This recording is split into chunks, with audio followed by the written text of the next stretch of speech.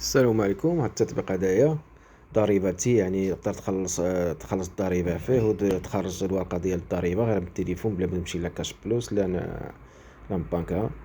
ها هي يعني ساهل، يعني كاين غير السنة، تكتب السنة اللي غتخرج فيها الورقة 2024 الضريبة، ولا الرقم ديال التسجيل ديال السيارة الماتريكولة، والقوة الجبائية شحال فيها 7 ولا 6، ونوع الوقود ديزل أو مازوت.